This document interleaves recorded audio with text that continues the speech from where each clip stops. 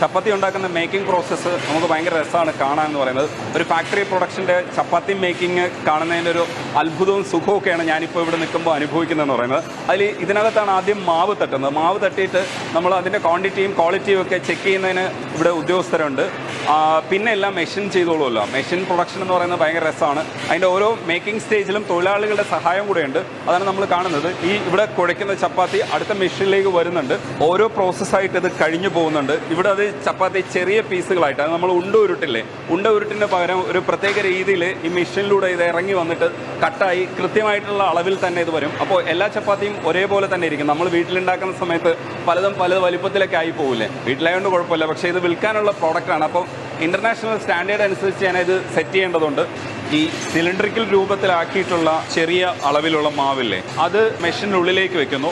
അത് പിന്നെയാണ് ആ മെഷീനുള്ളിലാണ് അമർന്ന് കഴിഞ്ഞതിന് ശേഷം ഇതുവഴി ഇങ്ങനെ ഇറങ്ങി വരും ചപ്പാത്തി രൂപത്തിൽ. അതായത് പരത്തി കഴിഞ്ഞ ചപ്പാത്തിയായിട്ട് ഇറങ്ങി വന്നിട്ട് ഇവിടെ വന്നിട്ട് ഇത് ഉള്ളിലേക്ക് തന്നെ അടിയിലൂടെ അകത്തേക്ക് പോകുന്ന ആ ട്രാക്ക് നിങ്ങൾ നോക്കുമ്പോൾ മനസ്സിലാവും. ആ ട്രാക്കിലേക്ക് പോയിട്ട് ഒടുവിലാണ് ഈ അങ്ങേറ്റത്ത് കാണുന്ന ആ പാത്രം പോലെ ഇരിക്കുന്ന സ്പേസിൽ വന്നിട്ട് ഇത് ചപ്പാത്തികളായിട്ട് മാവ്, അതായത് പുറത്ത് ചെറിയ മാവ് കൂടെ വീണിട്ട് ഇത് ഒട്ടിപ്പിടിക്കാതിരിക്കാൻ വേണ്ടിയിട്ടുള്ള സംവിധാനത്തിലേക്ക് വരുന്നത്.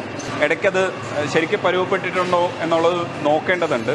ഇതിപ്പോൾ ഇതിൻ്റെ ഒരു ഡയമീറ്റർ നോക്കേണ്ടതുണ്ട്. ഒരു സ്റ്റാൻഡേർഡ് ഡയമീറ്റർ അവർ പറയുന്നത് 22 വേണമെന്നാണ്. ഇപ്പോൾ ഇത് നോക്കുമ്പോൾ കൃത്യമാണ്, 22 ഉണ്ട്. ഇന്റർനാഷണലി തന്നെ മാർക്കറ്റ് ചെയ്യാൻ ഉദ്ദേശിച്ച് ചെയ്യുമ്പോൾ ഇത്തരത്തിലുള്ളൊരു സ്റ്റാൻഡേർഡ് ചെക്കിംഗ് വേണം. നമ്മളിപ്പോൾ വീട്ടിൽ പരത്തുമ്പോൾ പ്രത്യേകിച്ച് അളവും വ്യാസവും ഒന്നും നോക്കേണ്ട കാര്യമില്ല, അല്ലേ? അവസാനം നമ്മൾ കണ്ട പ്രോസസ്സ് നടക്കുന്ന മെഷീനിൽ കുറച്ച് പൊടിയൊക്കെ വിതറിയിട്ടാണ് ചപ്പാത്തി ഇങ്ങനെ കണ്ടത്.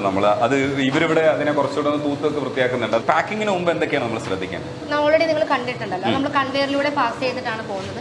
ആ ഒരു സമയത്ത് ഹാഫ് കുക്ക്ഡ് ചപ്പാത്തിയാണ്. ആ ഒരു സമയത്ത് ഏകദേശം നമ്മുടെ ആ കൺവെയറിലേക്ക് ജസ്റ്റ് ഒന്ന് പ്രസ് ചെയ്ത് താഴെ വരുന്ന ആ ഒരു ചപ്പാത്തിയുടെ ടെമ്പറേച്ചർ എന്ന് പറയുന്നത് എബോവ് 60 ഡിഗ്രി ആയിരിക്കും.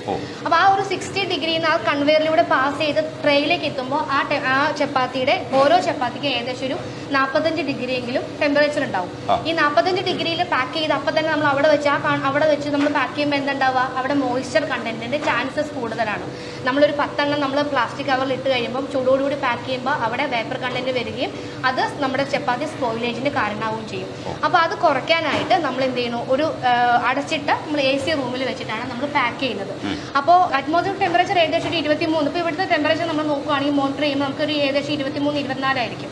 അപ്പോൾ അതിൽ ഒരു കുറച്ച് നേരം നമ്മുടെ ചപ്പാത്തി കൺവെയറിലൂടെ പാസ് ചെയ്ത് നമുക്ക് കിട്ടിയ ചപ്പാത്തി ഒന്ന് ആറാനായിട്ട് നമ്മൾ ഈ കാണുന്ന പോലെ നമ്മൾ സെറ്റ് ചെയ്ത് വെക്കും. അതിനുശേഷം ആ ഒരു ചപ്പാത്തിയുടെ ടെമ്പറേച്ചർ നമ്മൾ ബിലോ ഒരു 20ലേക്ക് എത്തുന്ന സമയത്താണ് നമ്മൾ പാക്ക് ചെയ്യുന്നത്.